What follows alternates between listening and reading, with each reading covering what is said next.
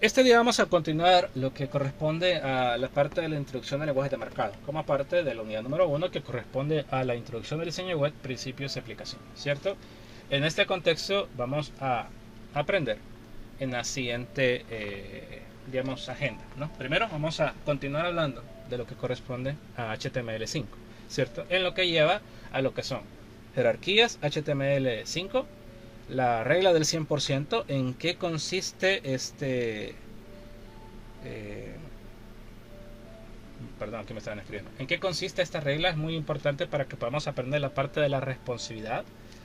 Atributos universales, ya les di una previa más o menos de qué es un atributo y cuáles son los atributos que más vamos a utilizar para poder simplificar un poco eso y que no se confundan demasiado. ¿Qué son las listas? ¿Qué son los formularios? ¿Qué es una ruta absoluta y qué es una ruta relativa? ¿Qué es CSS? ¿Cierto? Ya como segunda parte de la clase. ¿Cómo podemos vincular un archivo HTML con CSS? Es bastante sencillo, pero es importante que lo sepamos dominar. ¿Cuáles son las propiedades CSS? Tanto en su sintaxis y los selectores que podemos emplear, ¿no? Obviamente, esto es una previa de todo lo que más adelante veremos, así que muy seguramente en futuras sesiones vamos a seguir aprendiendo más referente a estos dos lenguajes, ¿no? Así que vámonos directamente a esto, ¿no? ¿Qué son las jerarquías? Medianamente, en lo que vimos la semana pasada, aprendíamos que dentro de lo que es HTML5 vamos a encontrar una relación de padres a hijos, ¿cierto? Es decir, una relación que me permitirá a mí de manera jerárquica poder organizar cuál es la importancia del menor al mayor elemento que tengamos dentro de nuestro código. Esos son las jerarquías. Claramente cada jerarquía va a estar determinada por lo que es su elemento que lo esté anidando, ¿cierto? Una palabra muy importante que vamos a aprender. Además, dentro de HTML, la organización de los niveles de anidación es muy importante porque nos permitirá tener un mayor orden y limpieza en la parte o en el momento de querer estructurar un código. Podríamos decir que las jerarquías HTML5 son la forma en que los elementos están organizados en una estructura anidada, es decir, que están todos unidos, ¿cierto? Uno detrás del otro, en donde ciertos elementos llamados padres van a contener otros elementos que serán considerados sus hijos, estableciendo lo que es un orden lógico y estructural dentro del documento. Esto nos quiere decir de que a nivel, como en cualquier organización, bueno, por ejemplo en la Escuela de Artes, tenemos nuestro director, que es el licenciado Mira. Él obviamente está en un escalón más arriba de un docente como yo, por ejemplo, ¿cierto? A nivel de organización. Y arriba del licenciado está el decano y la vicedecano, ¿no? Y arriba del decano se encuentra lo que es, pues, el Consejo Superior Universitario, ¿cierto? Se encuentra la AGO y arriba de todo ello, pues, se encuentra el rector.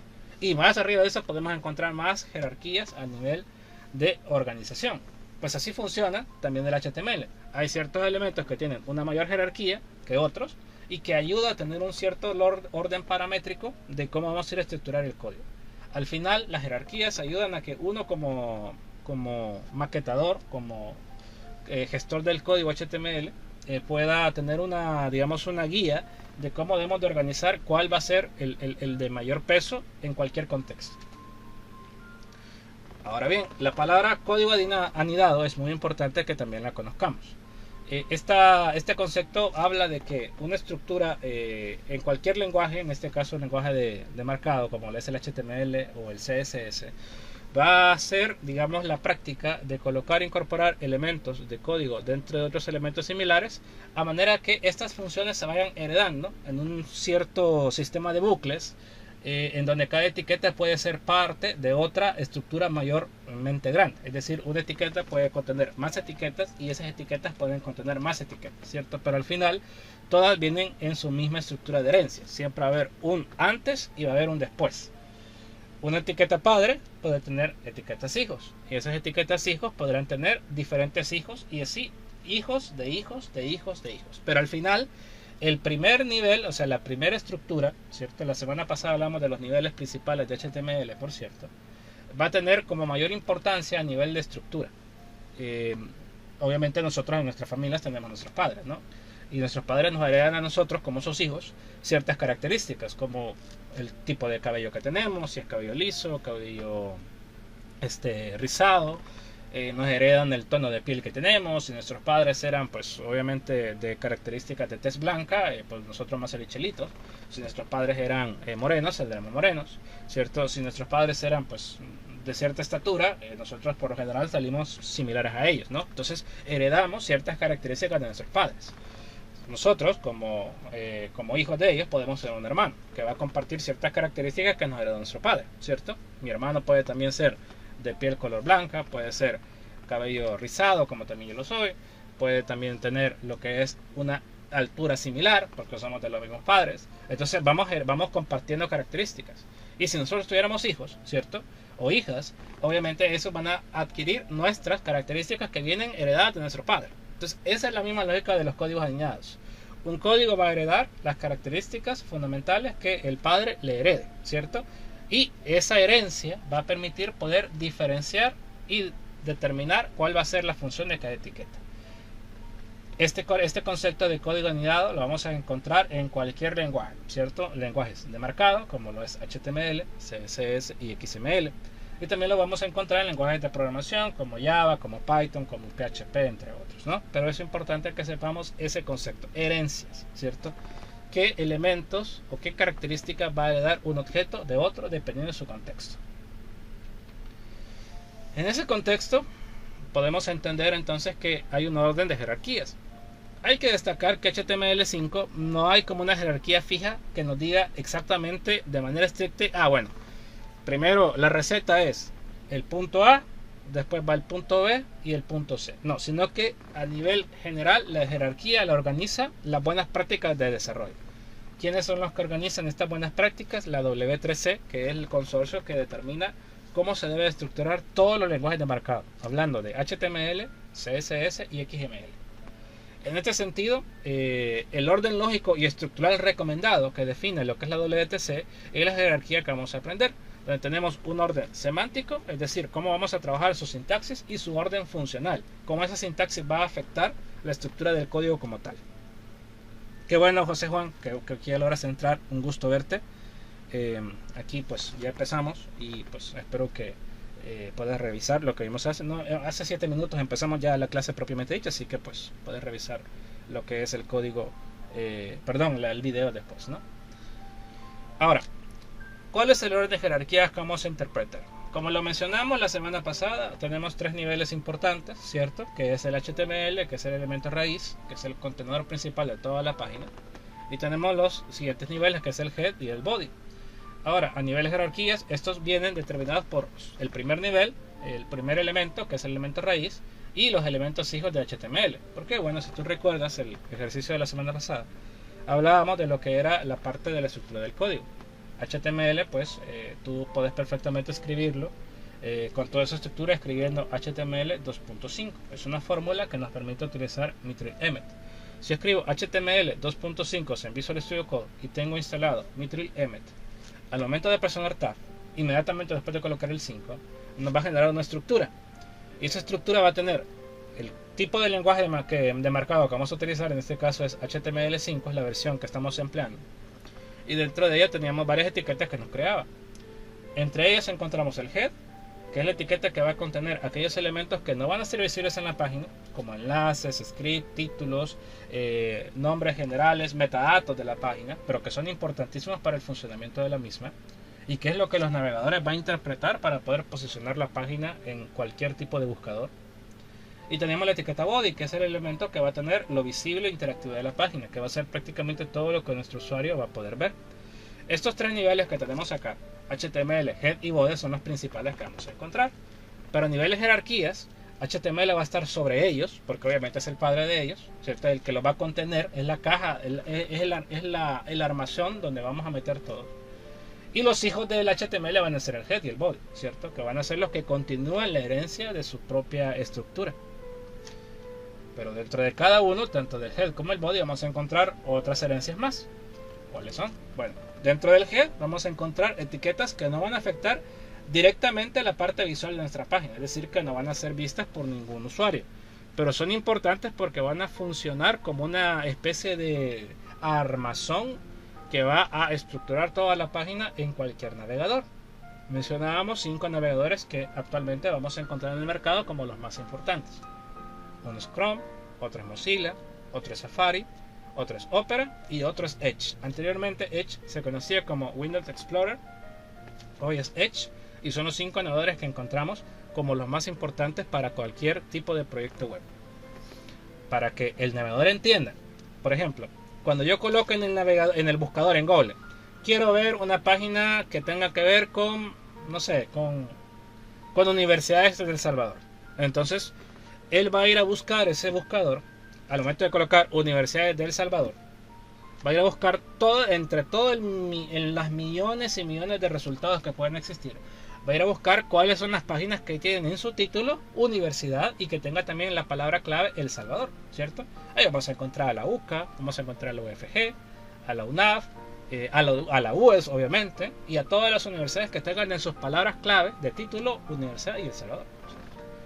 Además, cuando se genere ese, digamos, vengo yo y elijo por ejemplo la de la página de la Universidad de El Salvador, cuando le dé clic y ingrese, él necesita enlazar todos los estilos y todas las imágenes que estructuran la página que están alojadas en el servidor. Para eso necesita la etiqueta link, para que linkee, ¿cierto? Linkee las imágenes que va a venir el logo de la universidad, van a venir las imágenes que van a venir en el banner, van a venir los títulos que obviamente van a estar estructurados, los textos, información de carreras, cualquier cosa la tiene que linkear.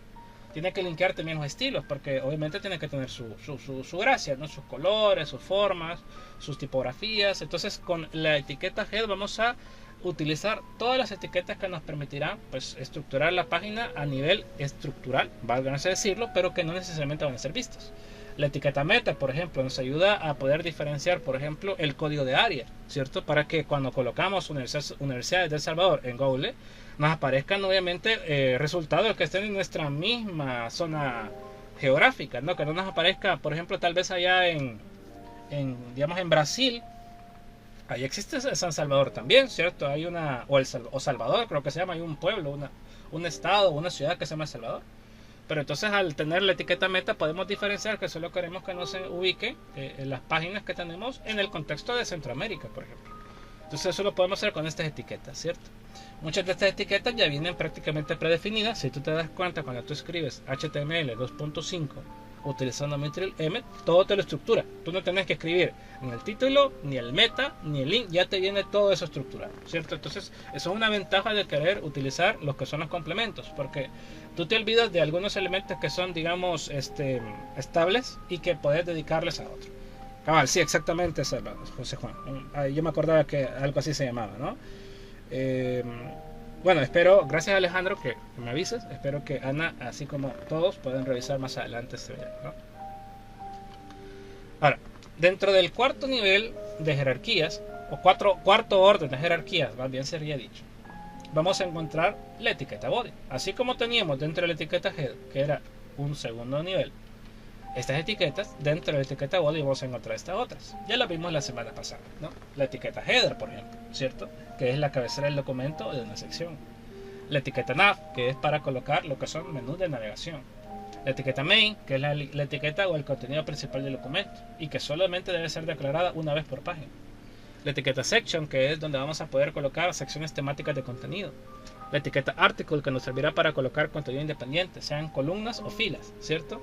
La etiqueta side, que no es una etiqueta que nos permite colocar menús laterales. Si queremos colocar una barra lateral a la izquierda o a la derecha, podemos utilizar la etiqueta side.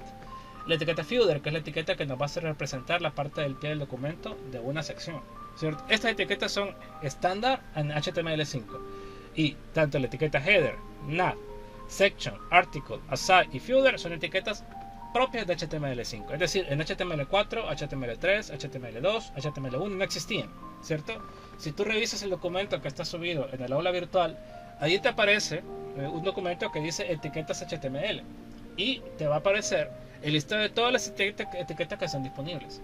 Las etiquetas que son propias de HTML5, a la par de la etiqueta te aparece un simbolito que dice 5. Eso te dice, esta etiqueta solamente en HTML5 existe. Por eso, cuando tú declaras un documento, y lo vimos la semana pasada al momento de crear nuestro entorno de desarrollo, al escribir HTML 2.5, en la línea 1 te coloca HTML doctype. Esa etiqueta, ese pequeño fragmento que está arriba, te indica y le indica al navegador de que de ahí en adelante, es decir, de la etiqueta 2 hacia abajo, todas las etiquetas van a ser HTML5. Y ahí va a entrar en funcionamiento etiquetas y la sintaxis que utilizamos para ellas, ¿cierto? Header, nav, section, article. Main sí existía en otras versiones de HTML, ¿cierto? Por eso no lo incluyo. Main ya existía en versiones de HTML3 en adelante, ¿cierto? Entonces, obviamente se volvió una etiqueta estándar como H1, como div, ¿cierto? Como title, como link, que son etiquetas que en todos los HTML han existido. Pero header, nav, section, article, aside y footer son etiquetas propias de HTML5. Y todas estas están dentro de lo que es el orden jerárquico del body. Ahora, dentro de cada una de ellas, tanto del header, del nav, del main, del section, del article, del aside, del footer, vamos a encontrar estas otras etiquetas que son los contenidos de cada sección. Encontraremos títulos, ¿cierto? Como los H1, los H6, que son las jerarquías de títulos, recordando que el H1 será el título de mayor jerarquía y que solamente se va a declarar una sola vez. Eso ayuda al posicionamiento del SEO. El posicionamiento del SEO es cuando yo quiera ubicar una página en mi buscador. Es decir, al momento de colocar en el buscador Universidades de El Salvador, solamente me va a colocar, ¿verdad?, universidades que estén en El Salvador, ¿no? ¿Por qué? Porque él va a buscar en la jerarquía de títulos aquellas palabras claves que identifiquen la página de las demás. La etiqueta párrafo, que es la etiqueta P, que puede estar incluida dentro de cualquiera de las etiquetas anteriores, ¿cierto? Ahí vamos a colocar textos, cualquier texto que yo quiera. Las etiquetas de listas, que vamos a ver en esta clase más adelante, con la etiqueta de all y li, ¿cierto? ¿Cuál es cada una? Más adelante la voy a explicar. Etiquetas de imágenes, como vimos, etiqueta de características singulares, ¿cierto? La etiqueta A. Por cierto, recuerden que en el video de la semana pasada van a encontrar el listado de todas las etiquetas singulares. Son como unas 10, creo yo, no son muchas, facilito de memorizar, ¿cierto? Para que no tengan, y miren cuáles son etiquetas singulares y cuáles son, vaya, ahí te dejé el listado de cuáles son las etiquetas que son de características singulares y cuáles son las de etiquetas de características plurales. Los enlaces que vienen con las etiquetas A, ¿cierto? Cuando yo quiero enlazar algún elemento, una página, quiero darle un botoncito y que me mande a otra sección de la página o a otra página externa, como por ejemplo un iconito de Facebook. Cuando le dé clic al iconito de Facebook, al loguito, ¿verdad? Me manda a la red social Facebook, ¿no? O me mande a Twitter, o me mande, bueno, a X, perdón. Las tablas. Anteriormente HTML, cuando inició en sus momentos, toda la estructura de las páginas era hecha en tablas. Si tú vas a la historia de HTML1, te vas a dar cuenta que las primeras páginas que mirabas allá por 1900 tanto, todas eran hechas en tablas, ¿cierto? Y era una estructura prácticamente estandarizada en aquel momento, ¿no? Claro, era un desorden completo, pero que cada quien hacía como quería. Pero en lo único que compartían las páginas era que eran hechas en tablas. Tal vez ustedes no recordarán, pero allá por el 2000, 2003, 2004, habían unas páginas llamadas MSN, ¿cierto? O eran grupos que a veces venía una persona y quería hacer un grupo de su banda favorita, de cualquier género, y toda la gente se podía meter, ¿no? Colocabas, por ejemplo, Los Temidos, no sé, o La Raza, no sé qué, cualquier tipo de banda musical, ¿verdad? Y de repente te aparecía algún blog, pongamos el nombre blog, ¿verdad? De una página que había hecho una persona, ¿no? Y ahí podías entrar, encontrabas imágenes, encontrabas canciones, encontrabas alguna información de los cantantes. Era bien común en aquella época lo que eran los grupos MSN. O también era conocida, que más adelante se transformó en Hi-Fi. Hi-Fi era una red social, sigue siendo una red social, por cierto, porque no es que haya desaparecido. Pero Hi-Fi era una red social que era hecha también con tablas. Claro, era un desorden completo. Entonces te metías, eso me acuerdo que era por 2009, 2008 estaba de moda Hi-Fi. Y te metías y la gente hacía los perfiles como ellos querían. ¿Era personalizable totalmente? Sí. Pero vos te metías en perfiles que venía una persona y colocaba un GIF de unas estrellitas. Y chan, estaban brillando las estrellitas, ¿no? Y casi que te daba un infarto visual cuando entrabas a perfiles, más que todo de las chicas, de los niños, de la gente joven, que le colocaba hadas, le colocaba fotos de cualquier tipo, GIF, degradado, o sea, había un desorden completo. Entonces, en aquella época todo era hecho con tablas. Hoy en día las tablas se siguen utilizando, ¿cierto? Para elementos más, digamos, simples, como una tabla de datos, por ejemplo, ¿no? Para colocar información de algún tipo de contexto nutricional, por decir algo, ¿no? Pero las tablas antes eran sumamente utilizadas para estructurar HTML. Hoy en HTML5 las tablas han quedado en cierta manera un poco aisladas, pero no quiere decir que no dejen de existir. Los formularios, si yo quiero colocar, por ejemplo, en una página que las personas me puedan contactar, ¿cierto? Estoy ofreciendo mis servicios como diseñador y quiero que me puedan contactar colocando su nombre, su correo y mandarme cualquier mensaje para una cotización. Esos son formularios, ¿cierto? En cualquier página lo vas a encontrar. Cuando tú ingresas a Facebook y tienes que colocar tu usuario y tu contraseña, ahí hay un formulario, ¿cierto? O cuando tú tienes que ingresar a la plataforma Prometeo, ¿cierto? Y te piden, por ejemplo, tus datos para poder autenticarte, ahí hay otro formulario, ¿cierto? Es más, cuando tú entras al campo virtual, antes de entrar al campo virtual, te pide tu carnet y tu contraseña. Ahí hay un formulario, ¿cierto? Los formularios son elementos de entrada de datos, donde voy a poder colocar información como texto, ¿cierto? Como selectores.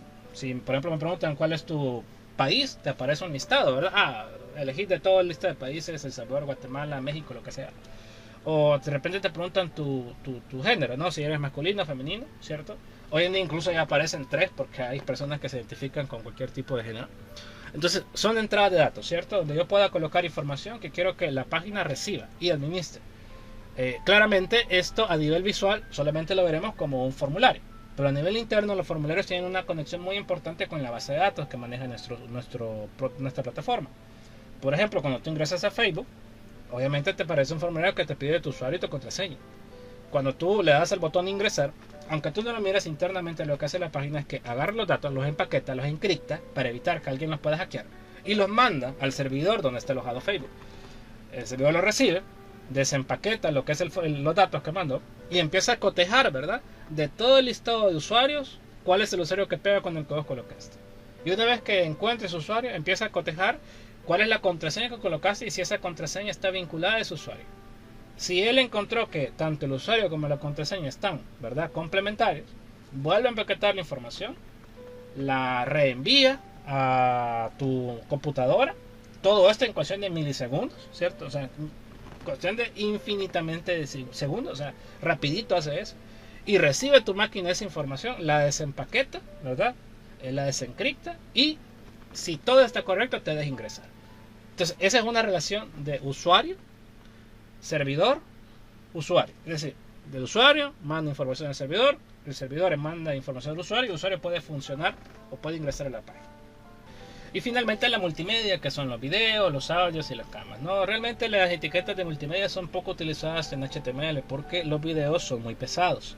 Entonces, si yo coloco videos en una página y no tenga la estructura y la fortaleza que tienen plataformas como Facebook, YouTube, ¿verdad? X, que son obviamente monstruos en ese nivel.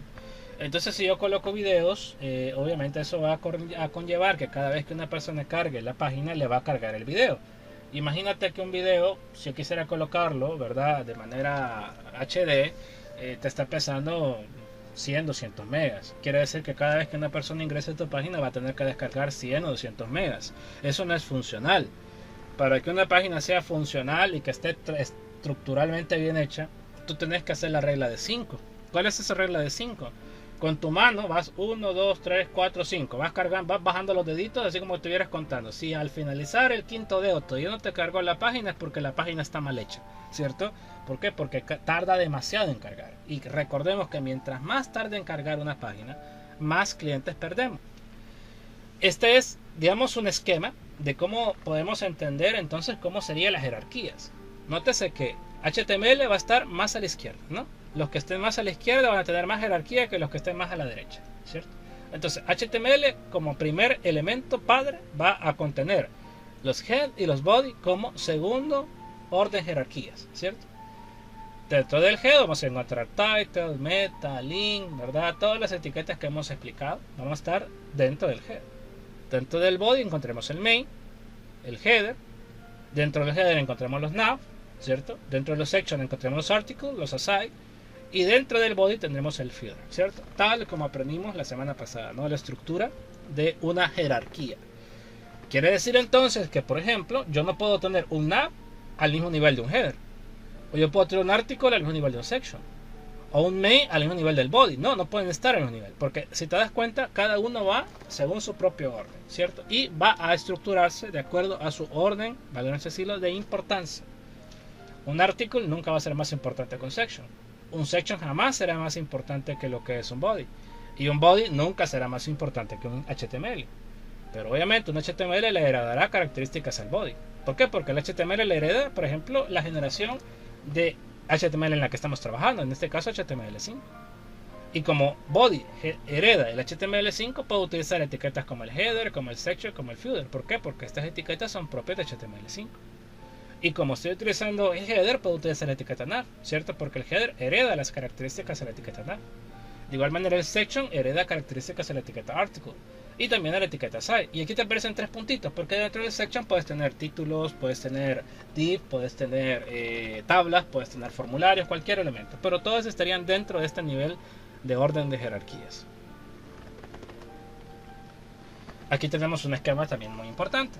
Recordemos que la etiqueta div que aprendimos la semana pasada corresponde a lo que es una caja flotante, es decir, un contenedor que va a contener algo, ¿cierto? Puede tener texto, puede tener imágenes, puede tener videos, puede tener cualquier cosa, ¿no?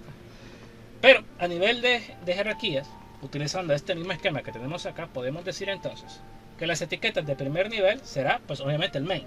El main solo puede existir una sola vez en la página, no pueden haber dos, solamente uno. Y dentro del main vamos a encontrar lo que sería el primer nivel, que es el section, el header y el footer. Dentro de un segundo nivel encontraremos el sidebar, el article y el nav. Y dentro de un tercer nivel de jerarquía encontraremos el div.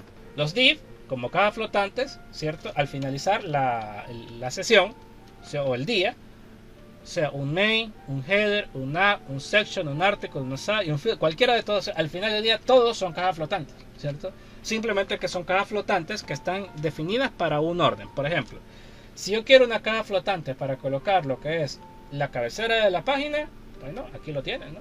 Aquí está, mira. Sería el header. Si quiero una caja flotante que me incluya lo que es el contenido principal del documento, sería el main. Si quiero una caja flotante que sea para colocar un contenido independiente, como una fila o una columna, será el article. Pero todos estos, tanto el header, el nav, el main, el section, el article, el aside y el footer, todos son div. Solamente que son div especializados, ¿cierto? Es como la policía, por ejemplo. Todos son policías, ¿no? Pero hay policías que son paramédicos, hay policías que son de los antimotines, hay policías que son de las unidades especializadas, ¿cierto? Pero todos son policías. Entonces recordemos que las etiquetas header, main, section, article, aside y footer son etiquetas de HTML5.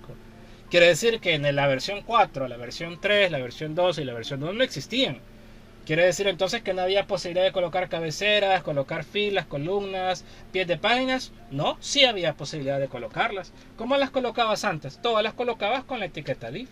Todos eran div en aquella época. En HTML1, en HTML2, 3 y 4, todas eran div. Todas eran cajas flotantes. Vinieron los de la W3 y dijeron, hey, pero ordenemos un poco la casa. Ya. Vamos a definir una cajita flotante que sea para las cabeceras. Creamos la etiqueta header. Vamos a definir una etiqueta flotante para el pie de página. Crearemos el footer.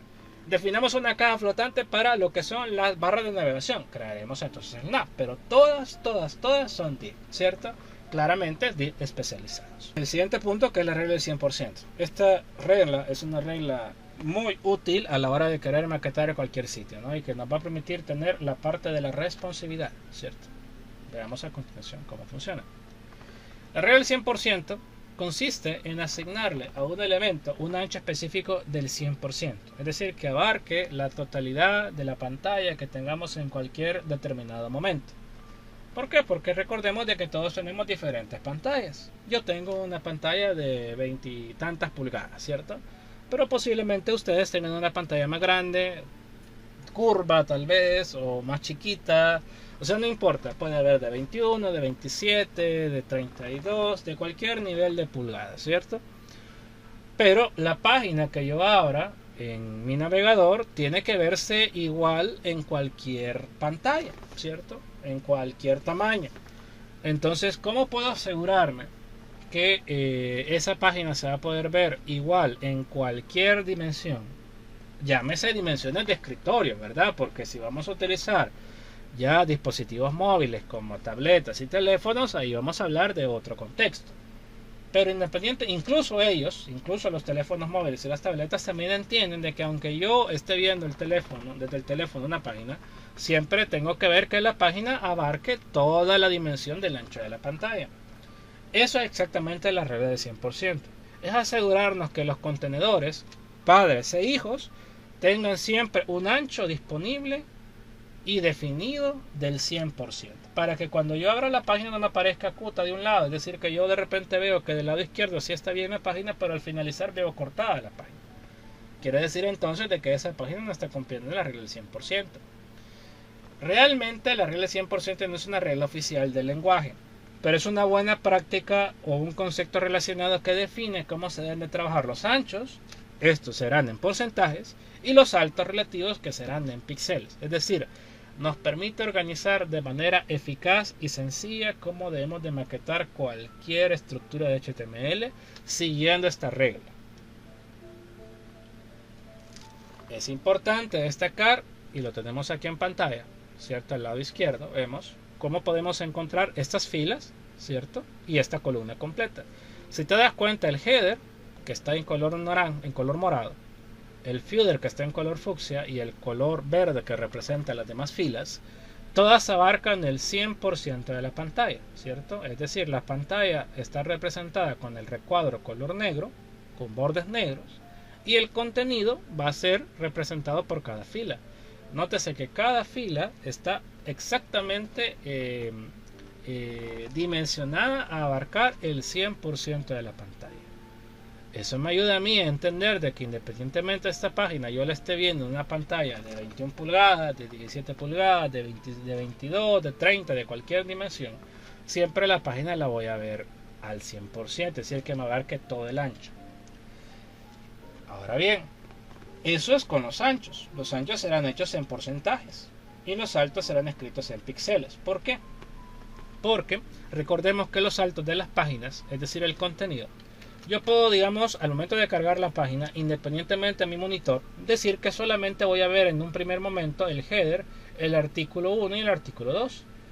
¿Por qué? Porque mi pantalla es rectangular. Pero el artículo 3, 4 y todos los demás que están abajo no se miran. ¿Qué es lo que hace cualquier monitor? Es que te puedes desplazar con el scroll hacia abajo, ¿verdad? Hasta llegar al final de la página. ¿Por qué? Porque obviamente el alto no va a estar determinado por el ancho, ¿cierto? No podemos meter todo el tamaño del alto en la página, quedaría bien chiquita la pantalla, ¿no? Entonces te va bajando. Entonces, los altos no los puedes definir en porcentajes porque tú no sabes cuánto va a medir la página de aquí hacia abajo, ¿cierto? Puede medir, obviamente tiene que medir el 100%, ¿verdad? Del contenido de la estructura. Pero la pantalla no puedo medirla en 100%. Si mido el alto de mi pantalla, obviamente tiene un fin. No puedo definir de manera arbitraria que siempre será el 100%. Sí puedo definir, ¿verdad? Que yo quiero que el header mida 200 píxeles de alto, que el artículo 1 mida 400 píxeles de alto, que el artículo 2 mida 150 píxeles de alto, ¿cierto? Sí lo puedo definir de manera estándar. ¿Por qué? Porque serían medidas fijas. Pero no le puedo definir de que el header va a abarcar en mi pantalla siempre que la cargue el 25% de mi pantalla, porque no funciona de esa manera. Siempre y cuando yo tenga ordenadas las alturas en píxeles y los anchos en porcentaje, yo pueda tener control de cómo voy a estructurar el sitio. Entonces, aquí lo coloco claramente, ¿no? Los anchos van a ser porcentaje y los altos serán píxeles. Ahora, esto último puede variar de acuerdo al contexto responsivo, porque acuérdense de que siempre vamos a encontrar dos versiones de la página hoy en día. Antes no, antes toda la página así como mirabas en tu computadora se miraba siempre. Pero ahora como ya tenemos teléfonos móviles y tabletas y cualquier tipo de dispositivo de dimensiones un poco más pequeñas, de baja, media y alta gama, entonces vamos a encontrar que el carácter responsivo es importante porque la página siempre va a tener su versión responsiva y su versión desktop, ¿cierto? Eso más adelante cuando lleguemos a la unidad número 2 vamos a aprender un poquito más con lo que respecta a la parte de los frameworks, que los frameworks son los que definen cuál es la versión responsiva de una página y cuál es la versión desktop, ¿cierto? Entonces eso prácticamente hoy en día está automatizado, no te tienes que preocupar por eso. Además hay que destacar, y esto es muy importante, por eso lo coloqué en negrita, que los valores de los márgenes, ya sea internos o externos, ahorita tal vez no entendemos un poquito el concepto porque no hemos llegado a la parte de propiedades CSS, pero los valores de los márgenes, ya sean internos o externos, ¿cierto?, van a ser sumados al resultado total del ancho. Pero toda la suma de todos los contenidos de filas y columnas deberá siempre ser 100%, ¿cierto? Siempre debemos de sumar este valor. Si tenemos, por ejemplo, acá en el artículo 4 columnas, 1, 2, 3, 4, la sumatoria de los anchos de todas las columnas tiene que ser 100. ¿cuánto sería la sumatoria de 4 valores para que me den 100? Podría ser que cada columna mida 25%. 25 más 25 más 25 más 25 da 100. Y ahí tenés 100, ¿verdad? O podríamos decir que las primeras dos columnas midan 50 entre las dos, pero las otras dos columnas midan 20 y otra 30. Pero si sumas 25, 25, 20 y 30, tenés 100 también, ¿cierto? O sea, la sumatoria de todos los elementos de mi estructura de páginas siempre en nivel de filas deberá de ser 100. Siempre. Eso va a ayudar a que la página sea responsiva y que funcione en cualquier tipo de pantalla y navegador. Vamos a lo siguiente. Los atributos universales, como habíamos adelantado un poco. Es cierto que hay muchos atributos de diferentes características y cada etiqueta tendrá sus atributos. Pero podríamos encontrar ciertos atributos comunes que son prácticamente como accesibles para cualquier etiqueta. Como identificadores, como poderle colocar un estilo a alguna etiqueta que sea de un tipo de familia tipográfica específica, que tenga un color específico, que tenga un tamaño de puntaje específico, etcétera, ¿no? Entonces hay ciertas etiquetas que son comunes que las vamos a encontrar muchas veces. Entonces para eso vamos a encontrar estas 6 etiquetas, estos 6 atributos que vamos a tener de manera universal. Vamos a ver cada uno. El ID es el atributo que nos va a servir para identificar de manera única un documento. Por ejemplo, hay muchos, podemos dar un ejemplo. Los apellidos se repiten, ¿no? Hay muchos Coto, hay muchos Amaya, hay muchos Hernández, hay muchos Castro, y no necesariamente todos son familia de uno, ¿verdad? Yo puedo tener a la par a otro apellido Coto, pero no puede ser familia mía, no porque no tengamos un origen. De hecho, los apellidos no necesariamente representan una afinidad sanguínea, sino que a veces apellidos eran colocados por la región donde tú vivías. Por ejemplo, el apellido Coto es de una región de Italia que supuestamente se podía, era el terreno, un terreno así como de un tipo de tierra específica, y todos los que vivían en esa región se les colocaba el apellido Coto. No quiere decir de que todos eran familia mía, sino que todos eran contemporáneos de aquella época y después se fueron regando, ¿verdad? Gracias a la descubrimiento de América y las incursiones de España, casi todos tenemos apellidos de origen español, ¿verdad? Y origen de Italia, Francia mayormente, ¿no? Entonces vamos a encontrar muchos apellidos iguales, pero ¿qué nos va a identificar de manera única? Eso va a depender de nuestro contexto a nivel familiar. Por ejemplo, podríamos decir que nosotros acá en El Salvador somos de una tez diferente a los Cotos de allá de España, ¿no? Somos más chiquitos porque nuestros antepasados eran obviamente mezclas entre criollos y nativos, ¿cierto? Somos de un tez de color diferente, entonces nos identifica de manera única. Entonces, cuando nosotros queremos identificar un elemento único que no tenga ninguna característica que vaya a complementarse con otra, vamos a utilizar el atributo ID. En cambio, cuando queramos colocarle un atributo a nivel general y que se repite muchas veces, utilizaremos el atributo class, donde yo le pueda definir una clase que sea compartida. El ejemplo más claro que el atributo class sería el apellido Coto, por ejemplo. El ID sería mis características personales únicas, ¿cierto? Que van a ser propias de mi persona, ¿cierto? Y el class va a ser un atributo que yo voy a tener, que voy a poder compartir con otras, ¿cierto? Por ejemplo, en una etiqueta HTML yo puedo definir de que haya unas características generales, por ejemplo la familia tipográfica. Quiero que en toda mi página todas las letras estén con Times New Roman. Ahí le estoy definiendo una característica general. Todas las letras de la página van a ser con Times New Roman, con Calibri, con Arial, cualquier tipografía, ¿cierto? Ese sería un atributo clase. Pero quiero que el título 1 tenga, a diferencia de la familia tipográfica a nivel general, tenga un color específico. Quiero que el título 1 tenga el color azul y solamente él lo tendrá. Entonces ahí utilizaría el ID, ¿cierto? Para poderle colocar ese valor único que va a tener. Pueden haber muchos títulos, pero solamente habrá uno que será con tipografía Times New Roman y con color azul, ¿cierto? Luego tenemos el atributo style. El atributo style me permite a mí colocar ciertos parámetros de CSS dentro del HTML. Es un atributo muy importante, muy útil, porque nos permite poder de manera rápida y sencilla colocarle a cualquier etiqueta HTML propiedades CSS de la manera directa, ¿cierto? tenemos también el atributo title, que nos permite colocarle dentro de lo que es la etiqueta una especie como de texto informativo que nos permitirá al momento de pasar el cursor poder mostrar ese texto. El atributo hidden, que nos va a permitir en cierta manera poder ocultar un elemento al momento de querer renderizar la página. Estos son los 6 atributos que mayormente vamos a utilizar: el ID, el class, el style, el title, el hidden y el name. No quiero decir de que sean los únicos atributos que existen, ¿cierto? Hay muchos atributos, ¿cierto? De hecho lo coloco en la parte final de la diapositiva. Pero estos serán los que más vamos a encontrar dentro de nuestra etiqueta, ya sea H1, nuestra etiqueta IMG, nuestra etiqueta div, nuestra etiqueta header. Cualquier etiqueta vamos a encontrar casi siempre estos atributos. 1, 2, o incluso puede que no haya ninguno, ¿cierto? Porque no es que necesariamente los atributos son digamos, obligatorios en cada etiqueta, no.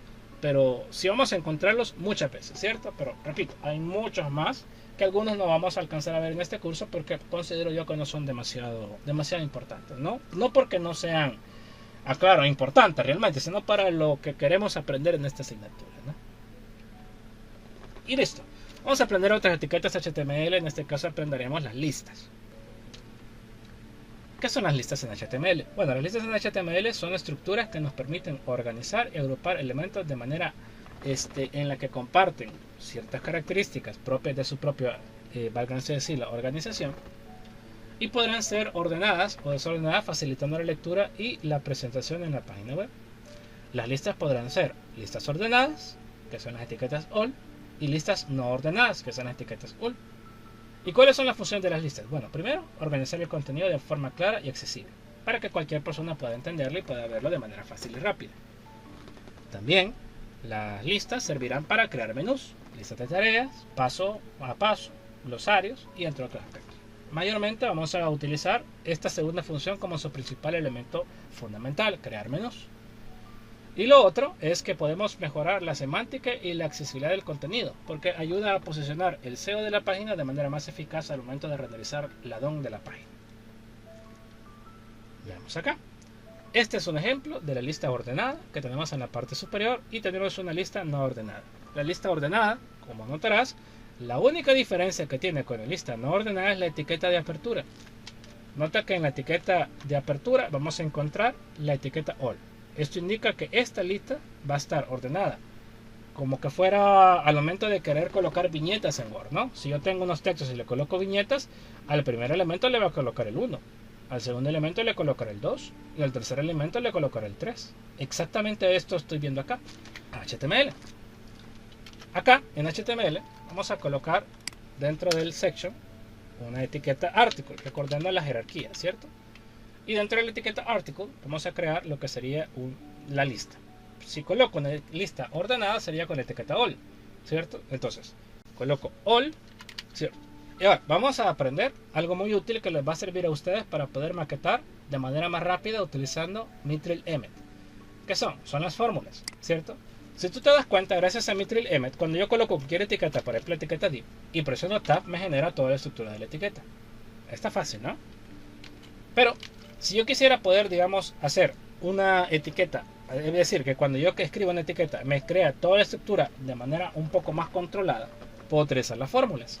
Por ejemplo, si quiero hacer una etiqueta, esto mismo que yo tengo acá, esto que ustedes miran acá, y quiero escribirlo rápido de un solo, sin necesidad de colocar all, después li, después colocar todo esto, utilizaría la siguiente fórmula: all mayor que li por 3, ¿cierto? Por 3, ¿cierto? ¿Qué le estoy diciendo aquí? Que quiero que me hagas una lista ordenada que tenga dentro de esa lista 3 li. ¿Por qué el 3 li? Porque coloco el li, es la etiqueta que vemos acá, etiqueta li, que sirve para colocar opciones, ¿cierto? Y quiero que me lo multipliques por 3 veces. Si yo le doy tab a esto, pum, mira, me genera la estructura de la etiqueta, ¿cierto? ¿Qué quiere decir? Que cuando yo quiera utilizar las fórmulas del Emmet y quiera colocar un elemento anidado a otro, lo voy a representar con el símbolo mayor que, ¿cierto?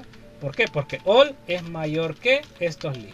Y quiero multiplicar el li por 3 veces, quiero que en 3 clones, le coloco el por 3. Si quiero multiplicarlo por 5, sería 5. Mira, ya tenemos 5.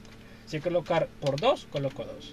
Si no quiero, solamente quiero uno, le dejo solamente el li y lo dejo así, miren. Miren, ahí le coloco li. Y ahí está. Entonces, si yo por ejemplo quisiera hacer, ¿cierto?, esta estructura otra vez, ¿cierto?, y quiero utilizar las fórmulas section, ¿cierto?, mayor que article, ¿cierto?, y quiero que dentro de ese artículo esté una lista ordenada, sería mayor que, quiero que dentro de ese artículo esté una lista ordenada all, ¿cierto?, y obviamente quiero que dentro de este all haya un li y quiero que esté multiplicado 3 veces, utilizo esta forma. Y ahí tenemos, mira, hecha toda la etiqueta de esta forma, ¿no? Mira, qué fácil se hace, ¿no? Si quiero, por ejemplo, un section y que tenga adentro un artículo, ¿de dónde saco este orden? Ah, bueno, lo saco de acá, ¿no? Si tú revisas aquí en las jerarquías, mira, aquí está. Siempre un artículo va a estar dentro de un section. Ah, bueno, entonces, y dentro de un artículo voy a encontrar, pues aquí lo menciona, ¿no? Aquí tenemos el artículo. Dentro del artículo voy a encontrar todas estas. Voy a encontrar H1, PES, UL, OL, LI. Aquí está, acá va lo que estamos viendo, ¿no? Imágenes, cualquier cosa. Entonces, yo quiero un artículo, pero quiero que hayan, así como tengo aquí en la maqueta, ¿no? Quiero que hayan 1, 2, aquí cabales, aquí hay un section, miren. 1, 2, 3, 4, 5. Quería 5 artículos. ¿Cómo sería la fórmula utilizando Mithril Emmet acá, ¿no? A ver. Coloco por 5. ¡Pum! Y ahí tenés ya la estructura, miren. Bien, acá en el artículo la fórmula que estaba buscando para poder generar lo que es la sección es section, ¿cierto?, mayor que, y aquí colocamos el artículo en paréntesis, artículo, y aquí dentro de este artículo va a haber un all, y dentro de este all va a haber un li que esté multiplicado por 3 veces, ¿cierto? Y a este le voy a sumar 4 artículos más que no tengan nada, ¿cierto? Que sería este artículo por 4. Ok, ahí estamos resolviendo el problema que teníamos hace rato. Pero yo quiero que este segundo artículo tenga dentro de él una lista no ordenada. Entonces, ¿cómo hago la fórmula? La fórmula sería esta misma, pero acá le voy a agregar un símbolo de paréntesis, y aquí le colocaré article porque quiero que sea el segundo artículo. Quiero que tenga dentro de él una lista no ordenada, es decir, la etiqueta ul, y dentro de ella quiero que hayan 5 hijos, por lo cual le coloco li por 5. Y a esto le voy a sumar los otros 3 artículos que yo quería, ¿cierto? Claramente aquí tengo que quiero que se genere una sección. Quiero que dentro de esa sección con el símbolo mayor que haya un artículo que tenga una lista ordenada con 3 opciones. Quiero que el segundo artículo tenga una lista no ordenada con 5 opciones. Y quiero sumarle a ese otros 3 artículos que se encuentren vacíos, ¿cierto? Como en vez de colocar lo que es el símbolo mayor que es dentro de, utilizo el símbolo más, estoy diciendo que quiero adicionar a este otro y otro elemento dentro del mismo nivel de jerarquía, ¿cierto? Si le doy aquí por 3, efectivamente veré que me genera la sección. Miren, aquí está la sección. Y dentro de esa sección hay un artículo, que es el primer artículo, que tiene una lista ordenada con 3 opciones. Me generó el segundo artículo con una lista no ordenada con 5 opciones. Y me generó el tercero, cuarto y quinto artículo de carácter vacío. Si yo quisiera que el quinto artículo tuviera algo, ¿cómo sería la fórmula? Entonces acá sería, ¿cierto? Como el quinto artículo va a ser el número 5, entonces aquí lo voy a dejar 2. Y le voy a colocar aquí más, ¿cierto? Y aquí le voy a colocar article.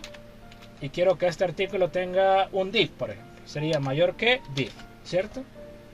Entonces así, de esta forma, estaría diciéndole que quiero crear una sección que tenga el primer artículo, una lista ordenada con 3 opciones. Quiero que el segundo artículo esté creado con una lista no ordenada con 5 opciones. Quiero crear 2 artículos vacíos y quiero que el quinto artículo tenga un div dentro de él, ¿cierto? Si yo escribo esto, más, tengo que escribir otra vez, más article, y aquí sería div, ahí está, Mira, ahí me generó la etiqueta. El primer artículo tiene una lista ordenada con 3 opciones. El segundo artículo me le generó una lista no ordenada con 5 opciones. El tercero y cuarto artículo están vacíos. Y el quinto artículo tiene el div que yo le creé. Y todo está dentro de la etiqueta section. ¿Cierto? Así que aquí tenemos esta otra fórmula. Bien, ahora veremos lo que son las etiquetas de formularios, ¿cierto? Los formularios, como ustedes lo saben, son elementos que, bueno, ahí tenemos las etiquetas de formularios. Como dije, las etiquetas de formularios son entradas de datos, ¿cierto? Es decir, yo puedo colocar una información X y quiero mandarla a un servidor. Por ejemplo, cuando yo ingreso a mi aula virtual, tengo que colocar mi usuario y mi contraseña, ¿cierto? Ahí estoy generando lo que es una entrada de datos, ¿cierto?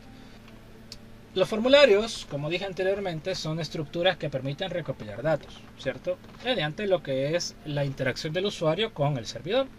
Podemos colocar diferentes tipos de campos, como cajas de texto, botones, casillas de verificación, menús desplegables, text area, radio button, un montón de elementos dentro del formulario. El elemento base de un formulario es la etiqueta form, que tenemos acá. Es una etiqueta, ¿verdad?, plural. ¿Por qué? Porque dentro de ella tengo contenido dinámico. Aquí tenemos la etiqueta for, apertura y cierre, obviamente siguiendo las reglas del XHTML, donde tenemos pues claramente lo que es un contenido dinámico dentro de él. Y en estos 3 puntitos van a ir todos los campos que vamos a tener dentro del formulario. Veamos a continuación.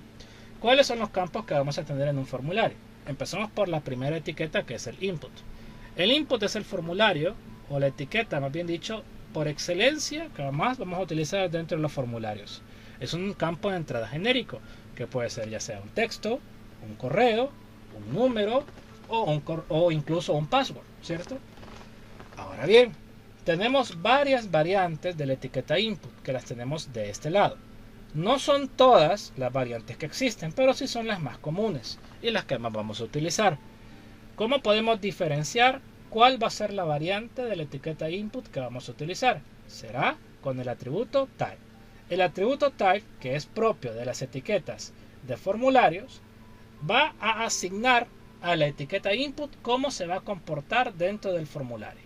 Es decir, yo puedo decir, gracias al atributo type, que este input, ¿cierto?, sea un campo de entrada de texto, gracias al atributo type con el valor de texto. O también puedo decir que esta etiqueta input se comporte como una entrada de selección múltiple, con el atributo type y el valor de checkbox. Yo puedo decir que la etiqueta input se comporte como una entrada de selección única. Entonces utilizo el atributo type con el valor radio. O también puedo decir de que este input, este campo de texto, se comporte como un formato de email, ¿cierto?, con el atributo type y el valor email. Es decir, lo único que cambia es el valor. Si quiero que el input sea una entrada de texto, sería un text. Si quiero que el input sea una selección múltiple, sería un checkbox. Si quiero que el input sea un radio, será un radio. Si quiero que el input tenga una máscara de formato de correo electrónico, será el valor de email. Si quiero que el input se comporte como un botón, será el valor de button. Si quiero que el input se comporte como un password, es decir, que me coloque una máscara de entrada de datos, utilizaré el valor de password. Y si coloco acá un input que quiero que se comporte como un botón de funciones de envío de datos a un formulario, le coloco el valor de submit, ¿cierto? Vamos a explicar. Vamos a crear un section, rápido, section. Y dentro de este section va a haber section, un artículo. Ahí está. Yo quiero que dentro de este artículo haya un formulario. Ok. Como hemos aprendido, la etiqueta para aperturar formularios es form, ¿cierto? Acá en los formularios yo recomiendo que acá sí se hagan la patita, porque las fórmulas de Emmet, si bien es cierto, funcionan. El problema es que los formularios, como son bastante complejos en su estructura, yo siento que me complica más la vida colocar fórmulas en Emmet que hacerlas a pata. Aquí sí le doy la razón a HTML de no utilizar fórmulas en mi experiencia, pero no es que no se pueda, sí se puede, pero para explicarlo lo voy a hacer sin fórmulas. Creo una etiqueta form. Si te das cuenta, cuando coloco la etiqueta form y utilizo Mithril Emmet, él me le coloca la estructura, me le coloca acá ¿Y qué pasó? Me lo coloca acá lo que sería un atributo llamado action y un valor vacío. Esto se deja así, no se toca, ¿cierto? Lo único que voy a hacer es que no lo voy a dejar vacío, le colocaré el símbolo de almohadilla para que quede de esa forma, porque si lo dejo vacío puede venir cualquier persona. Obviamente no sería el caso porque estoy haciendo de manera local, pero puede venir cualquier persona y le puede colocar un post, ¿cierto? Le puede colocar un entry, ¿cierto? Que serían como para poder mandarle datos a un servidor, y eso serían como los ataques de DDoS que hacen algunos hackers para poder bajar los sitios. Entonces, para que no me le hagan eso, le coloco esto, ¿verdad? Pero esto es simplemente por carácter académico. Realmente en la práctica tiene que tener o este para que funcione, ¿cierto? En este caso, como repito, como no estoy con un servidor, no estoy mandando datos y realmente este proceso ni siquiera es parte de mi trabajo como diseñador, solamente le dejaré el formulario con el valor de almohadilla, ¿cierto? Para que no quede vacío. Vale, estábamos viendo los atributos type dentro de lo que es la etiqueta input. La etiqueta input, si solamente escribo input, ¿cierto? Ahí estoy diciendo que quiero hacer un campo de entrada. Si le doy tab, él por defecto me le va a colocar que va a ser un atributo tipo texto, es decir, que va a ser un campo de texto que sirve para entrada de datos. Vamos a colocar ahora, por cierto, esta etiqueta es una etiqueta singular, ¿cierto? Una etiqueta que no necesita cierre, ¿cierto? Como las etiquetas plurales. Si te das cuenta, al momento de colocarle input, él me le colocó la estructura y efectivamente es una etiqueta, ¿verdad? Singular. Recordemos que las etiquetas singulares, el colocarles al final y antes del mayor que, la pleca es opcional, ¿cierto? Si yo se la coloco o no se la coloco, es totalmente a gusto mío, ¿no? Está correcto de ambas maneras. Luego creamos un input, ¿cierto? Y acá, si quiero, si te das cuenta, el mismo Mithril me tira todas las opciones que yo le puedo colocar. Si yo quisiera que fuera un input tipo checkbox, ¿cierto? Es decir, una entrada de múltiple de datos, entonces le puedo colocar el símbolo, dos puntos, checkbox, ¿cierto? Y el hacer esto, mire, incluso ni siquiera termino de escribir el texto, como aquí aparece ya la ayuda, le doy tab y me le coloca toda la estructura de lo que sería el input tipo checkbox. Y me le coloca otros atributos que yo se los puedo borrar si quiero, porque no los voy a utilizar, ¿cierto? Luego aquí quiero hacer un input, ¿cierto? Que sea, vamos a ver cómo va la lista de los elementos que tengo acá. Quiero que sea un tipo radio, es decir, selección única. Entonces acá escribo input, ¿cierto? Dos puntos, radio, y le doy tab. Igual me genera estos atributos que se los puedo borrar. Estos atributos, si tú te das cuenta, el name y el ID son atributos universales que teníamos acá en la pestaña, en la diapositiva. Desde aquí está el name y el ID. Mira, identificador único para el elemento, identifica el grupo de elementos dentro de un formulario y sirve también para colocar nombres clave. Como yo no estoy utilizando esto, se los puedo borrar y se los dejo así. Otra manera, el que continúa sería el, vamos a ver por acá, el que continúa ahorita es el tipo email, ¿cierto? Entonces acá sería input, y si yo quiero ahorrarme un poco aquí con la autoayuda del Mithril, puedo ir buscando cuál quiero crear. Quiero crear el Mithril, el tipo email, lo selecciono y le doy tab y ya me lo genera, ¿no? Igual me le genera estos atributos que se los voy a borrar porque no los voy a utilizar. Luego va el input, ¿cierto? Creo que el otro es el button, ahí se lo genero. Miren, este me generó un valor, este sí se lo voy a dejar. Lo voy a dejar ahorita vacío, pero más adelante voy a regresar a él. Ya voy a explicar qué representa este atributo value, porque es importante para este tipo de input. Y me falta, quiero ver, el password y el submit.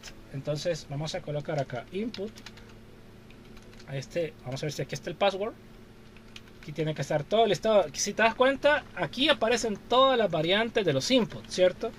Obviamente son muchos más de los que yo he mostrado en la diapositiva, pero no necesariamente todos estos se utilizan. Por ejemplo, las R, las P, las C, las H, yo en mi experiencia de muchos años de estar maquetando jamás las he utilizado. Entonces, no es tan necesario, ¿verdad? Pero más adelante, si tú quieres profundizar en la parte de las variantes de los inputs, te invito a que estudies la documentación de la W3C donde te explica eso. El input password era ¿verdad? Password, vamos a buscar el password. Ahí está tab, ¿cierto? Vamos a borrarle estos atributos que no los voy a utilizar. Y solo me falta el input submit, que son los otros que voy acá. Vamos a guardar acá. Submit tiene que estar por aquí. Está submit, tab, y ya me lo generó. Y de igual manera le dejaré el value. Vamos a ver qué es lo que hemos hecho. Vamos a guardar todo. Ya el servidor corriendo. Y tengo, bueno, todos estos campos del formulario. El primero que tengo acá responde al que tengo acá. El input type text, ¿cierto? El segundo, que es un checkbox, es este que tengo acá. Miren, este chequecito. Estos son los checkbox. El tercero, el radio, que tengo acá, representa este que se encuentra acá. Ustedes que han hecho parciales se recordarán de esto, ¿verdad? Esta es selección múltiple y esta es selección única. Mira. El cuarto que tengo acá, email, es este que tengo acá, ¿no? Que lo único que tiene es que el formato, él solamente, ahorita pareciera que todo está normal, ¿no? Pero si yo le coloco acá a este un atributo llamado placeholder y le coloco acá ingrese favor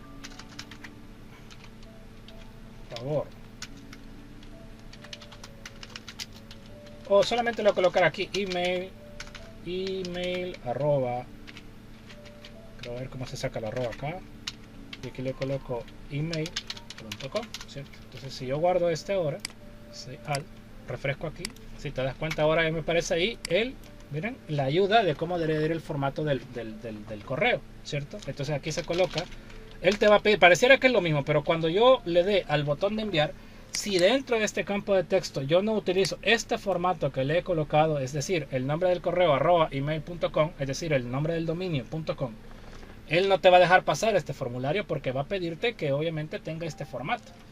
Entonces esa es la diferencia que existe entre el tipo email con el tipo texto, que puedes colocar cualquier tipo de texto dentro sin importar que escribas. En este otro tiene que estar colocado cabal el formato que está definido por este atributo que acabo de colocarle, que es el placeholder. Es decir, que tenga el nombre del correo más el dominio dividido por la arroba. Luego tenemos el button. Este otro button que tenemos acá es este que tenemos acá. Si te das cuenta aparece como un rectangulito. Pero si te das cuenta no aparece contenido ahí. ¿Por qué pasa esto? Porque este atributo tipo type button te pide que coloques el valor. El valor sería el texto que quiero que aparezca ahí.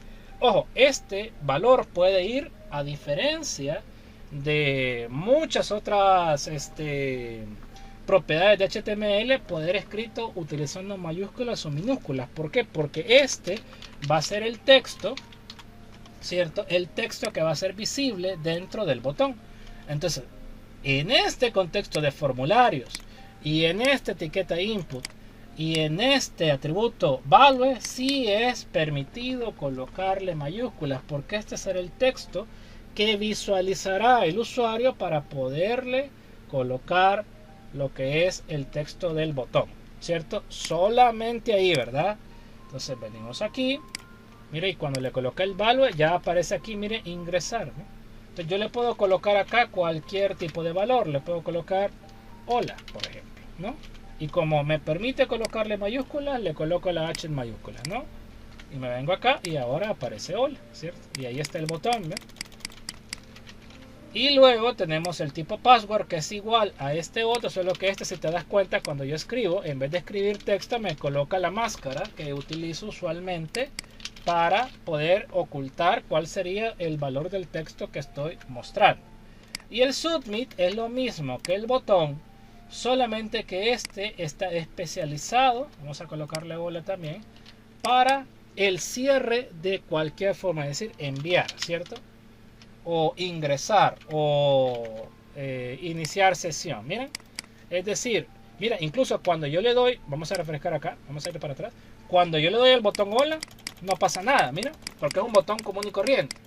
Pero cuando yo utilizo un tipo submit, carga la página, mira, cargó la página y me le colocó esto. Porque ¿qué es lo que hace el tipo input submit? Agarra todos los datos, vamos a darle para acá, vamos a colocar aquí algo, vamos a colocar aquí algo, vamos a colocar aquí algo, vamos a seleccionar esto. Y cuando le dé clic acá, mira, ¿por qué no me está dejando pasar acá este formulario? ¿Por qué creen que no me lo deja pasar?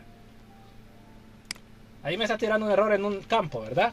Que sería este. No me deja pasar porque este campo que tengo acá es un tipo, miren, un tipo email, ¿cierto? Y este email que tengo acá tiene un formato. Entonces cuando yo le doy enviar, no me deja mandar el formulario porque este campo no está siguiendo el formato que tiene que seguir, que sería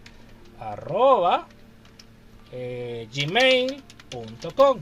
Ahora sí tiene el formato. Mira el formato del dominio que se le colocó aquí, ¿cierto? Entonces, como ya tengo el texto, ya tengo activo todos estos, le doy aquí enviar y mira qué pasó. Cuando le di enviar, él mandó de manera obviamente local los datos al servidor, donde enviaba el, mire, usuario y la contraseña de este formulario tan sencillo que tenía acá. Entonces la diferencia entre el tipo botón y el tipo submit es que el botón puede ser un botón que tenga una función X, Y o Z. Podría ser un enlace o podría ser un botón que me permita visualizar más campos de texto que tal vez estén ocultos al principio del ingreso del formulario. Y el submit es el que agarra toda la información del formulario, agarra todo esto y verifica que todos los campos estén según su formato. Mira, no me deja pasar porque verifica que este no tiene el formato del correo. Mira. Y una vez que verificó que todos los campos estén correctamente bien hechos, manda la información al servidor local para su propia verificación. Entonces esa es la diferencia entre el tipo submit y el tipo botón, ¿cierto? Utilizando lo que es las etiquetas del formulario que tenemos aquí en pantalla. Me está preguntando Jorge si yo puedo, dentro de lo que sería mi formulario, colocarle ciertas como validaciones. La que le he colocado ahorita es required, ¿no? Que lo que me permite hacer es de que cuando yo presione el botón submit, ¿cierto? Que por cierto, dentro de un formulario solamente puede haber un botón submit, no pueden haber dos. O sea, si yo tengo dos, ahí tengo un problema de redundancia, porque tanto el botón enviar como el enviar este que te encuentra acá hacen lo mismo. Entonces dentro de un formulario solamente debe de haber un botón que diga submit, porque es el que va a mandar toda la data del formulario al servidor. Entonces cuando yo le coloco el atributo require a cualquiera, se lo voy a colocar a este, se lo voy a colocar a este también, y se lo voy a colocar a este también, ¿no? Que quiero que sea requerido que me coloques el texto, el password y el correo, ¿no? Entonces si yo guardo esto y le doy aquí a refrescar, voy a notar que cuando yo presione este, vamos a ir para atrás, para adelante, ahí está. Mira, primero me valida este, ok. Después, mira, me valida el otro, este no está lleno, lo escribo. Luego me valida, pero mira, me está diciendo ya de que está lleno pero no está con el formato. Entonces pongámosle el formato, ¿cierto? Gmail. Ok, ya estaría todo, ¿verdad? Vamos a darle enviar. Ahora me está pidiendo de que este que se encuentra acá tiene que tener una contraseña. ¿Por qué me está pidiendo estas validaciones? Porque le he colocado estos atributos required, ¿cierto? Ahora, me pregunta también cómo se hace, acá Jorge, cómo se hace si queremos colocar la cantidad de caracteres. Eso lo colocamos con el atributo siguiente, ¿cierto? Estos atributos son propios de los formularios, no se utilizan en otros lados, ¿cierto? Son atributos especializados. Le coloco max length, ¿cierto? Y quiero que la máxima cantidad de caracteres que tenga ese input type text sea de 5 caracteres. Es decir, que hasta 5 se puedan escribir.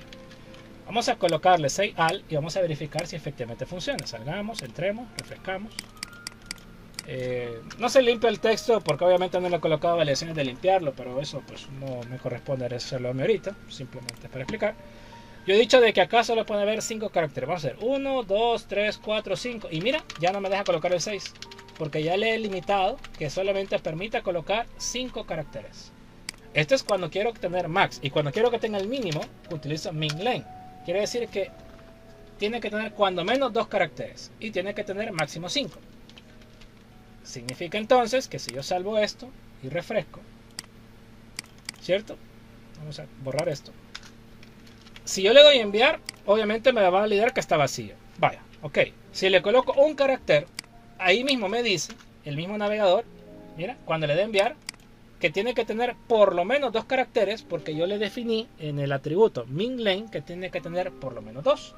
Le coloco el 2 y ahora efectivamente voy a poder mandarlo. Y también tengo la limitante de que solamente me permite colocar 5 caracteres. Esto gracias a los atributos max length y min length, que son propios de las etiquetas tipo inputs. ¿Le puedo colocar estos atributos a todos? No. A los checkbox y a los radio y a los button no se les puede colocar estos dos. ¿Por qué? Porque el checkbox, por su propia naturaleza, no es una entrada de texto, solamente es un chequecito que se va colocando. Sería lógico que le coloque min, len y max len a un chequecito. De igual manera a un radio. El atributo de los radios es si yo quisiera que este esté activo al momento de cargarse o esté inactivo. ¿Cuál sería este? Le coloco aquí true, ¿cierto? Si le coloco true, quiero ver, es true, ¿cierto? Entonces voy a colocarlo aquí, say all, y esto indicaría de que al momento de cargar el archivo me aparezca activo, mira. Y si le coloco a este false, significa que este esté inactivo, mira. Vamos a salir por acá. Cuando lo cargue por primera vez, mira. Pero igual, este atributo de los checkbox y los radios prácticamente por regla general se dejan vacíos porque es ilógico que cuando vos cargas un formulario ya le dejes seleccionar una opción. Es como que le estés diciendo, mira, quiero que cuando tú cargues este formulario por ley me lo actives. Entonces por eso mejor se dejan activos así, para que sea el usuario el que defina qué quiere elegir. Y el maxlen sí funciona para el tipo email, aunque el tipo email ya se ha establecido con su formato placeholder, ¿verdad? Que es el formato que está pidiendo de correo. Y no se le puede colocar al botón porque claramente el botón solamente sirve para colocar el texto que va a ir dentro del mismo, ¿no? Entonces solamente se lo puedo colocar a este, ¿cierto? Y a este otro que tengo acá, ¿cierto? Y me pregunta también él, si no me falla la memoria, había otra pregunta también ahí, de si quiero... si quiero que sea tipo numérico o letras. Entonces ahí sería... Ahí se utilizan máscaras, fíjate, pero eso... si yo le coloco aquí input numeric,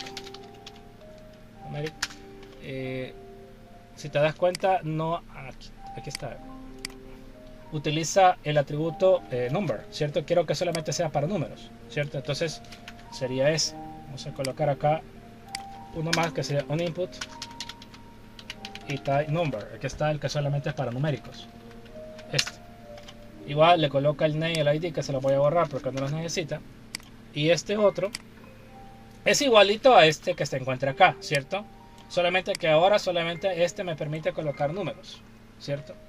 Entonces si yo refresco acá, ahí aparece, mira, y te das cuenta, aquí te aparecen los números, ¿no? O sea, sí me dejó colocarle texto, pero cuando le dé enviar aquí y lo valide, él me va a evitar que lo pase porque este campo solamente es para... Miren, cuando me coloco me sale que solamente puedo colocar números, ¿cierto? Entonces, aunque yo le coloque aquí texto y yo valido esto, cuando... Vamos a colocar aquí, mira, aquí dice que no me deja pasar porque aquí solamente pide números. ¿Por qué? Porque el tipo de campo que está pidiendo es un tipo numérico. Entonces, con eso, ya que hemos visto las etiquetas de carácter genérico input, veremos otras más. Tenemos etiquetas como text area, como button, como select, como label, ¿cierto? Que son etiquetas generalizadas. Vamos a ver cada una de ellas, ¿no? Vamos a ocultar. Empecemos con las text area. Las text area dicen que son campos de entrada con comportamiento de área de texto de varias líneas. Bueno, entonces significa que si yo aquí genero, voy a generar aquí, aquí abajito, lo que sería un text area. Text area se escribe text area. Y ahí, mira, aparece gracias a mi Emmet y le doy tab. Los atributos que me trae el text area sería el name y el ID, ¿cierto? Esto se los puedo borrar. Y si te das cuenta, los text area son etiquetas sin plurales, ¿cierto? A diferencia de las input que son pues simplemente únicas. Entonces, el text area por sí solo, si yo guardo, por sí solo el text area lo único que va a hacer es generarme un campo de texto de esto, mira, donde yo puedo escribir en varias líneas. Es decir, es un campo de texto igualito a este, solamente que me permite tener más de una solamente línea. El text area lo único que me hace es que me permite colocar un campo de texto que tenga la posibilidad de colocar múltiples líneas y me le agrega este como controlador que me permite desglosar o no sé, como mostrar más tamaño de esto, ¿no? Entonces eso hace el campo o el input, o más bien dicho la etiqueta text area, generar lo que sería una etiqueta que pueda permitir varias líneas. Vamos a ver el select. El select lo que hace es generar, por cierto, una cosa que ahorita no había explicado, pero creo que es muy importante es que aprendan a documentar, porque si tú te das cuenta que tengo un gran desorden, ¿cierto? Tengo varias etiquetas de diferentes tipos de valores. Entonces en Visual Studio Code tú puedes colocar lo que conocen como comentarios. Los comentarios son, por ejemplo, este será un campo multilínea. Si te das cuenta, yo escribí esto literalmente en la línea 21 sin ninguna estructura de HTML, ¿cierto? Entonces esto yo lo puedo, si lo dejo así y yo lo guardo, pues el código me lo va a mostrar, ¿cierto? Me lo va a mostrar, ¿bien? Y aparecerá este texto ahí. Me le va a colocar Times New Roman porque es el tipo de familia tipográfica que por defecto utiliza. Pero claramente esto es un error de sintaxis porque no está colocado dentro de ninguna etiqueta y simplemente se puso arbitrariamente ahí. Ahora, esto yo lo hago porque yo quisiera dejar documentado qué es exactamente este campo. Entonces Visual Studio Code permite generar comentarios. Yo voy a seleccionar esto y me voy a venir aquí a Edit y le voy a colocar aquí Toggle Like Comment, ¿cierto? Cuando le doy clic a esto, notará de que ese texto que tengo ahí pasó a color verde y me colocó este símbolo o este conjunto de símbolos a los lados. ¿Qué ha pasado acá? Si yo guardo ahora, ¿te recuerdas que se miraba el texto ahí afuera, no? Mira, aquí se sigue viendo. Cuando yo refresque la pantalla, desapareció, ¿cierto? ¿Qué? ¿Significa que el texto se eliminó? No, lo que ha pasado es que al haberle colocado, démosle control Z, al haberle colocado acá Toggle Like Comment, lo que le estoy diciendo ahora es que este fragmento de texto en la línea 21 se convierte en un comentario. Un comentario que será visible para el desarrollador, pero no será visible para el usuario. Si yo regreso aquí a mi navegador, efectivamente no se mira. Pero si yo presiono clic derecho, inspeccionar en, obviamente, Mozilla, y reviso el DOM, ¿cierto? No la DOM, que es la Dirección de Obras Municipales, ¿verdad? Sino que el DOM del sitio. Acá, donde está Section, y voy desglosando esto, mira, me aparece todo lo que he escrito y aquí aparece el comentario, mira que yo le he colocado. ¿Para qué sirven los comentarios? Sirven para una ayuda de como una indicación a la persona que revise el código de lo que estás haciendo ahí, ¿no? ¿Por qué? Porque recuerda que en un proyecto tú vas a encontrar muchas personas trabajando y por ejemplo puede venir, no sé, Larisa y esté trabajando en el código y ella creó este fragmento y obviamente Larisa de repente deja de trabajar ahí, se va o pasa a trabajar a otra área y viene otra persona y se sienta ahí. Entonces, entender lo que la persona anterior hizo, pues obviamente lleva un tiempo. Pero si tú documentas, y así se llama esto, documentar tu código y le colocas estos comentarios, ayuda para que la próxima persona que llegue entienda qué es lo que tú estabas haciendo, ¿cierto? Entonces, si yo, por ejemplo, quiero colocarle, este será, incluso si te das cuenta, ni siquiera lo coloco en minúsculas, sino que como es un contenido de un comentario, lo puedo dejar como yo quiera. Este será un campo de texto requerido con validaciones. Validaciones, llámese las que le puse aquí, ¿verdad? Que tenga un máximo de 5 y un mínimo de 2. Entonces, si yo esto lo selecciono y le coloco acá Edit, Toggle Like Comment, este comentario va a quedar guardado en el archivo. Obviamente no lo va a ver el usuario, pero cuando venga una persona que quiera saber qué es lo que quiso hacer Francisco aquí dentro de mucho tiempo, pues ya está ese comentario que me funciona. Obviamente yo esto lo puedo borrar si yo quiero, ¿verdad? Lo borro como cualquier texto. O si quisiera desbloquear ese comentario, simplemente te vienes acá y le das este otro que se encuentra acá, la otra opción que se llama Toggle Block Comment y lo descomenta. Pero lo ideal es que cuando tú estés trabajando, tú trates de ir documentando cada cosa, ¿no? Por ejemplo, aquí le podemos colocar, esta será la cabecera. La cabecera, ¿cierto? Entonces significa que inicio cabecera, inicio header lo voy a colocar, inicio header, o inicio cabecera para que se entienda mejor, cabecera, y aquí le coloco fin cabecera, ¿verdad? Así, porque ahorita tenemos solamente 30 y tantas líneas, ¿verdad? Pero en un proyecto vas a tener hasta 2000, 3000 líneas, entonces no vas a encontrar tal vez donde empieza y donde termina. Puedo colocar aquí que este va a ser el inicio y este va a ser el final. Claramente el usuario no va a ver esas palabras, pero un desarrollador va a poder encontrar acá en los comentarios, mira, vamos a guardar todo, a poder encontrar en los comentarios, aquí no se va a ver, mira, no se mira, pero en el DOM, ¿cierto? Vas a encontrar el comentario donde dice qué es cada cosa, ¿no? Entonces es una muy buena práctica que ustedes deben de aprender a la hora de querer documentar código, ¿no? Comentar no es solamente propio de Visual Studio Code, ¿cierto? Siempre que tú a un texto, yo le puedo haber colocado acá, menor que hola, ¿verdad? Y quiero documentarlo, aunque no esté en Visual Studio Code, esté en cualquier ID. Si escribo esto, ¿cierto? Mira, obviamente se tiene que cerrar así. Tú ya lo estás documentando, mira, o lo estás comentando, como le decimos nosotros, ¿no? Con estos símbolos que te des acá. No sé si me doy a entender con eso. Para hacer un select, vamos a darle clic aquí y sería select. Mira. Y el select, pues, le vamos a colocar, quitamos, le borremos este, y dentro del select tenemos que colocarle opciones. Entonces aquí sería option, ¿cierto? Option sería, el value sería hombre, ¿cierto? Es decir, que quiero que me elija qué género es. Y el otro option sería mujer, ¿verdad? Entonces, esto sería un combo box o select, como lo conocemos, ¿no? Si tú te das cuenta acá, cabal, el select es un menú desplegable de opciones y el option será la opción dentro de un select, ¿cierto? Vamos a guardar, ver qué tenemos. Say all. Aquí se tiene que colocar esto repetido en las opciones, porque esto es lo que va a reconocer el servidor al momento de presionar el submit, y esto es lo que va a ver el usuario, ¿cierto? ¿Cierto? Si yo dejo vacío esto, pues no lo va a ver el usuario, pero sí cuando lo presione, obviamente el usuario va, o el servidor va a reconocer qué valor es. Entonces se repiten. Colocas esto acá y lo colocas acá. Si te diste cuenta, al no tenerlo aquí no se miraba nada.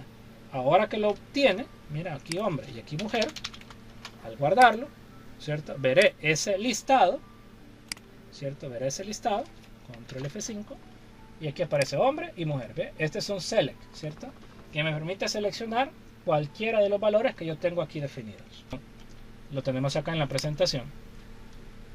El botón es un botón para enviar o ejecutar acciones, ¿cierto? Y este botón es una etiqueta generada en HTML5, ¿cierto? Antes de HTML5 no existía. Entonces, si tú te recuerdas, yo tenía acá lo que era un input type button, ¿cierto? Y le coloqué el valor hola. Y acá tengo un botón y le coloqué como contenido dinámico lo que es el hola, ¿cierto? Entonces, esto y esto son lo mismo, ¿cierto? Hacen exactamente lo mismo, ¿cierto? Es más, cuando yo los coloco aquí en el formulario, mira, hacen y se comportan igual. Entonces, yo puedo elegir cualquiera de los dos, ¿cierto? Solamente que note de que obviamente el botón es más sencillito, mira, tiene menos elementos que el input. Pero al final en la lógica son exactamente la misma cosa. Bien, y por último tenemos el label, porque si te das cuenta, todos los elementos de mi formulario que tenemos acá no tienen como, ¿qué es esto? ¿Qué esto es una indicación? Por ejemplo, aquí sería colocar tu nombre, aquí sería colocar tu edad, aquí sería colocar el correo electrónico, aquí sería pon tu contraseña, aquí coloca una descripción de ti mismo, aquí sería selecciona tu género, aquí presiona hola o hola, ¿no? Si te das cuenta, ninguno de esos tiene una indicación que indique, valga la redundancia, decir lo que es cada elemento. Entonces, para eso existe la etiqueta label, ¿cierto? La etiqueta label, esta será el texto indicativo del formulario, del campo del formulario. Entonces, por ejemplo, si yo quiero decir, ¿verdad? Vamos a colocar acá un comentario. Si quiero colocar, vamos a agarrar vamos a copiarlo, lo voy a pegar aquí abajito. Y quiero decir que aquí se va a colocar el nombre de la persona. Entonces, antes de colocar el input, coloco el label. Y me genera esta etiqueta plural. Este for se lo voy a borrar porque no lo utilizo. Y aquí le colocaré ingrese, no, favor, escriba su nombre. 2 puntos. ¿Cierto? Vamos a colocar ahora aquí este el correo y este del password. Vamos a copiarlos acá también, ¿no? Coloco esto. Entonces voy a copiar este label y a este le voy a colocar este va aquí, así. Aquí le voy a colocar este será el botón de envío de datos al servidor para que quede ya establecido. que es esta cosa, ¿cierto? Entonces aquí ya tengo el label de este. Pongamos el label de este otro, que sería for ingrese, escriba su correo electrónico. Como es contenido dinámico, le puedo colocar valores especiales y también le puedo colocar mayúsculas, ¿cierto? Y ahí está, ¿no? Ya tenemos esto. Y el último sería este otro label, que aquí sería favor. Vamos a ordenar esto para que quede más bonito, ¿cierto? Para que quede al mismo nivel. Y este sería favor ingrese, escriba su contraseña. Entonces la etiqueta label lo que hace es que ayuda a el formulario a colocarle las descripciones de cada uno. Miren, favor escriba su nombre, favor escriba su correo electrónico, favor ingrese su contraseña. Aquí tenemos pues ya un formulario ya terminado para que lo puedan ver. Miren, tenemos este formulario que es un formulario. Aquí está el action, que les digo que este action y el método son elementos que se colocan a la hora de querer dejar ya predefinido la forma de cómo se va a comportar ese formulario. Eso realmente para el caso de nosotros no aplica. Simplemente yo, por ejemplo, si te das cuenta en la etiqueta, yo lo dejé con un numeral, lo dejé vacío, porque no me interesa, ¿no? Pero el programador, el desarrollador de sistemas que va a hacer esto sí lo tiene que usar. Si quitaste cuenta, tenemos el label, que estamos utilizando lo que es el atributo for. Eso también no es necesario que lo coloquemos nosotros, porque es parte ya del funcionamiento del formulario mismo. Te das cuenta que estoy utilizando acá un nombre. Aquí coloco una etiqueta BR para que no le aparezca la etiqueta al lado izquierdo como me está apareciendo a mí, sino que le dé un salto de línea, ¿cierto? Pero en CSS se puede trabajar también, así que pues yo no lo coloqué por eso mismo, ¿no? Y tenés acá lo que son un input, type text, con un ID y un name, ¿cierto? Recordemos que el ID es para identificar de manera única un elemento y el name es para colocar un elemento descriptivo. También tiene aquí un atributo requerido, significa que es un input que tiene que escribirse sí o sí, si no, no permite mandar el dato. Tenemos acá un label de un correo electrónico, de igual manera escrito como le habíamos explicado anteriormente. Tenemos aquí un input tipo email, que tiene un ID email, significa que va a identificar este email de manera única. Y tiene un name, un atributo name para explicar o describir de manera visual que este va a ser el atributo o la etiqueta para mandar el correo. Y de igual manera tiene también el atributo requerido, quiere decir que mientras yo no agregue el correo electrónico, el formulario no se va a mandar. Y también tenemos otra label de la contraseña con un input type password, significa que va a ser un input que va a ser tipo contraseña, es decir, va a tener la máscara de la contraseña. Va a tener un identificador único de password, es decir, que no van a haber más ID o más input tipo password. Tiene un atributo name con el nombre password que va a servir para describir que este va a ser el input para colocar la contraseña. Tiene el atributo required, que quiere decir que este elemento se va a colocar sí o sí, si no nos permite mandar el formulario. Y finalmente tiene lo que es un input type submit, que es el botón que permitirá agarrar toda la data que colocó, tanto en nombre, correo electrónico como contraseña, empaquetarla y mandarla. Y el valor que va a tener el botón visible al usuario va a ser registrarse. Nótese de que al igual que lo que es el atributo que yo utilicé, este sí permite colocar mayúsculas. Este otro también permite colocar, pero porque este que se encuentra acá es para la parte de la programación del formulario. Entonces, como repito, estos action y method no los vamos a utilizar nosotros. Vamos a seguir ahora con la parte de las rutas relativas y las rutas absolutas. Esto es importante que también lo dominemos. ¿Qué son estos elementos fundamentales de HTML? Bueno, a nivel de desarrollo web en general, de hecho, no solamente en HTML, este concepto lo vamos a encontrar en cualquier lenguaje. Básicamente las rutas absolutas y relativas van a servirnos para referenciar la ubicación exacta de algún archivo que tengamos en nuestro proyecto, como pueden ser imágenes, hojas de estilo, script, enlaces o incluso otras páginas. Las rutas absolutas y relativas servirán para indicar la ubicación exacta del recurso que queremos ubicar, valga decirlo, dentro de nuestro archivo y poderlo mostrar tanto en nuestro sitio web o bien en la internet. Para HTML es fundamental poder ubicar los enlaces de manera clara y precisa, ubicándolo de manera en la que podemos diferenciarlo si es una ruta relativa o una ruta absoluta.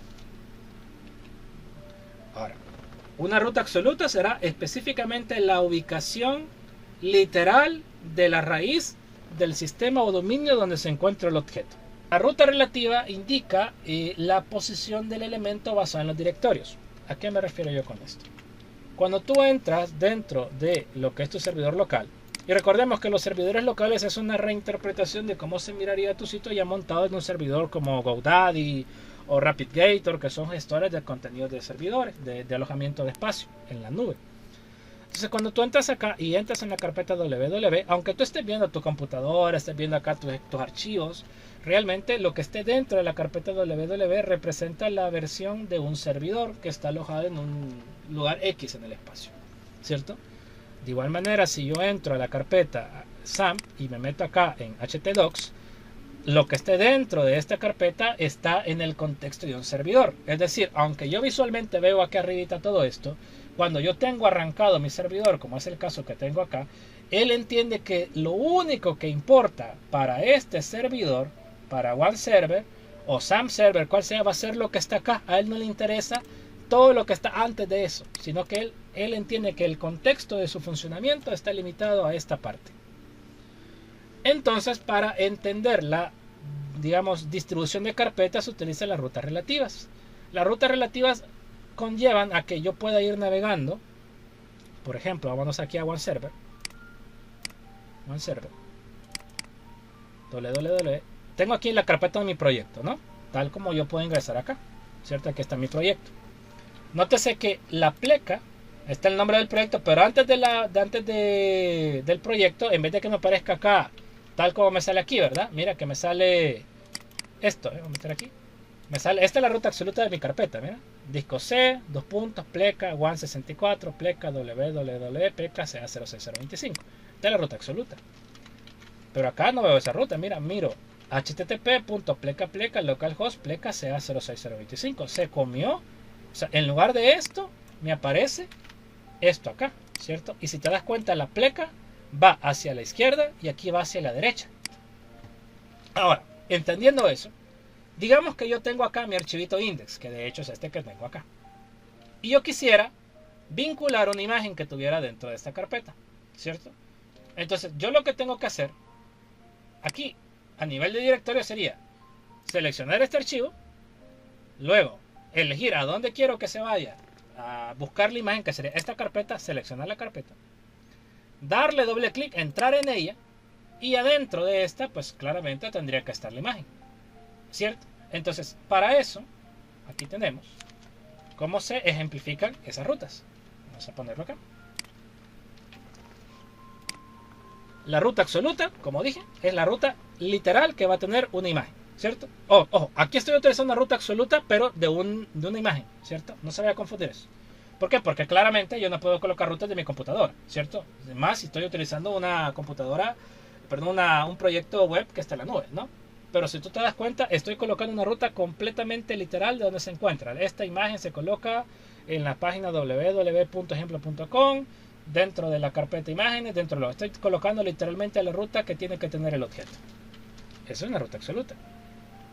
Y una ruta relativa sería esta que tenemos acá. Voy a crear aquí un archivito nuevo. El documento de texto sería style.css. Así. Ahí está. Tengo un archivo de estilo creado acá. Entonces imagínate que yo quiero irme de este archivo hasta este otro, que es lo que vamos a hacer en unos minutos, que es como vincular ese archivo CSS. Entonces, ¿cómo puedo subir un nivel en rutas relativas? Bueno, en rutas relativas para entrar es fácil. Solo colocas el nombre del directorio y luego la pleca y después colocas el nombre del archivo que tú quieres vincular. Eso es para entrar, pero para salir es al revés. Tienes que colocar la pleca y tienes que colocar los puntos. Y aquí está el ejemplo. Cuando es una carpeta interna, se coloca el nombre del directorio, la pleca y el nombre del archivo. Ok. Y cuando es un directorio donde yo tengo que subir, tengo que colocar dos puntos, pleca, el nombre del directorio donde yo quiero salir y el archivo al que quiero accesar. Si quiero subir más de un nivel, imagínate que yo tuviera, por ejemplo, aquí adentro una carpeta más, ¿verdad? Que se llame estilos. ¿Cierto? Y dentro de esa carpeta es este archivo. Y yo quiero de este archivo salir acá y llegar acá. Entonces la ruta sería style, ¿verdad? Sería, aquí lo tenemos, dos puntos para salir. Con esos dos puntos pleca haría esto. Y después otros dos puntos pleca haría esto otro. Y luego sería el nombre, en este caso sería, como estoy entrando aquí al archivo, sería index.html, ¿no? Entonces, para subir un nivel es punto pleca. y para entrar es solamente la pleca. Y de esta manera podemos colocar rutas absolutas y relativas. Acá. Yo tengo aquí este archivo, este lo voy a subir después para que ustedes lo puedan revisar, de los formularios. No está el de las listas, de hecho, ya lo voy a agregar para que quede aquí guardado y que lo puedan revisar después. Vale. Lo que necesito hacer ahorita, me estoy adelantando un poquito, pero es para explicar eso. Necesito vincular ese archivo CSS con el HTML, es decir, este archivito que yo acabo de crear aquí, dentro de la carpeta estilos. Creé este archivito llamado style.css. Entonces yo necesito vincularlo aquí. Entonces, para vincular un archivo CSS a un archivo HTML, tú lo tienes que hacer dentro del nivel 2, que es el head, ¿cierto? Acá vamos a entrar abajo del title y escribimos la etiqueta link, porque vamos a linkear. Cuando yo linkeo, presiono Tab, ¿cierto? Para que me genere, gracias al Mithril Emmet, lo que es toda la estructura, y me le genera dos atributos. Me le genera el atributo rel, que me está indicando que este va a ser un link para una hoja de estilo. Style sheet significa hoja de estilo. Y me le coloca el atributo ref, que me indica la ruta donde se encuentra ese archivo. Como la mayor parte de rutas son siempre relativas, yo entenderé claramente de que aquí utilizaré una ruta relativa. Entonces, estoy en archivo index.html. Ok. Estoy aquí. Yo quiero entrar a esta carpeta y luego dentro de esa carpeta quiero entrar a esta otra y aquí dentro de esta carpeta quiero seleccionar este archivo. Entonces, si yo reviso la presentación, entiendo que para entrar necesito entrar con la pleca y el nombre del directorio. Entonces, ¿cómo se llama el primer directorio? Se llama CSS. Mira, aquí aparece el nombre del primer directorio, se llama CSS. De hecho, Mithril Emmet ya me tira CSS ahí los directorios, ¿ves? ¿Por qué? Porque tengo vinculado mi workspace. Entonces ya aquí ya me lo va tirando. Mira, CSS. Le doy clic a esto, clic. Ya entré a la carpeta CSS. Es como que hubiera hecho esto. ¿Qué hay dentro de la carpeta CSS? Está estilos. Mira. Y dentro de estilos está el archivo que quiero vincular. Regresando acá. Al momento de colocar CSS, me aparece aquí el ayuda del Mithril. Le doy clic acá. Mira, te das cuenta aquí me abre el directorio y me sale. Si aquí tuviera 5 directorios, me salieron los 5 directorios. Vamos a colocar otro más acá. Mira. Coloquemos acá un nuevo, que sería frame. Estoy poniendo nombre solo por ponerlos. Si te das cuenta, ahora tengo 2 directorios. Cuando yo aquí escriba CSS pleca, CSS pleca, mira, le doy aquí Tab y aquí me aparecen todos los directorios que están dentro de ella. Como yo quiero entrar a estilos, clic aquí y mira, aquí ya me aparece el nombre del archivo o de todos. Si yo hubieran 5 archivos, los 5 archivos me listan. Y aquí, yo quiero este, clic. Y mira, ya ahí a tener la ruta relativa de cómo poder encontrar ese archivito en el contexto de tu servidor local. Esto es entrando. Nótese que casi que todo te lo hace Mithril Emmet, ¿cierto? Aquí le das clic, clic, clic. No te tienes que complicar demasiado, ¿no? Y ahí estás seguro de que tu etiqueta, tu archivo está vinculado. Si yo guardo esto, Save All, recordemos que para guardar en HTML dentro de Visual Studio Code tenemos que guardar todo, no guardar nada más, ¿cierto? Sino que salvamos todo, clic aquí. Y ahora, si yo refresco mi pantalla, obviamente no se va a ver ningún cambio porque no le he colocado nada al style, está vacío. Pero si yo me vengo acá al inspector y busco por acá lo que sería, quiero ver, almacenamiento, editor de estilos. Mira, en editor de estilos ya me aparece vinculado el archivo style CSS. ¿Por qué? Porque yo le he linkeado aquí en el inspector, vamos a ver aquí arribita, yo le he linkeado dentro del head, perdón, y aquí está linkeado, mira, el archivito utilizando rutas relativas. Ojo, esto es para entrar, ¿cierto? Pero, ¿cómo sería el contexto para salir? A ver, suponiendo, claro, que este archivito estuviera al revés. Vamos a entrar al revés, vamos a cambiar de orden. Vamos a copiar este, control C, y lo voy a pegar aquí adentro. Y este lo voy a cortar y lo voy a pegar aquí afuera. Ok, entonces aquí está al revés. ¿Cómo funciona la ruta relativa al revés? Bueno, aquí si yo entro, notaré que aquí tengo en estilos, aquí lo puedo ver también en el proyecto, mira. Aquí tengo el index. Entonces, ahorita estoy en el que está aquí adentro, ¿cierto? Y quiero salir y llegar hasta aquí. Entonces sería al revés. Vamos a borrar esto. Como yo me encuentro aquí adentro, aquí estoy, y quiero subir un nivel, ¿cuál sería el símbolo? Aquí lo tenemos, ¿no? Mira. Me encuentro acá utilizando rutas relativas y yo quiero subir un nivel, es decir, salir a la carpeta CSS. Entonces yo le voy a colocar acá pleca. Y mira, ya me apareció otra vez el Mithril Emmet. Y me está preguntando, mira, ¿y a dónde querés salir? ¿Querés entrar en una de estas? Porque ahorita estoy aquí, mira, ahorita salí aquí. Hice esto. Con pleca salí para acá. Y ahora me está preguntando, ¿querés entrar a frame? ¿O querés salir hacia, valga la aclaración decirlo, hacia afuera, ¿no? Entonces, como obviamente mi archivo al que lo quiero vincular se encuentra aquí afuera, entonces le voy a volver a dar pleca. Y mira, ahí ya me salen todos los directorios del nivel raíz. Ya si le doy pleca, mira, me saca más de afuera, porque te lo permite hacer. Pero obviamente no lo voy a hacer porque yo entiendo que mi proyecto, mi contexto, termina hasta CA06025. Entonces le doy pleca y acá yo quiero elegir el archivo estilo.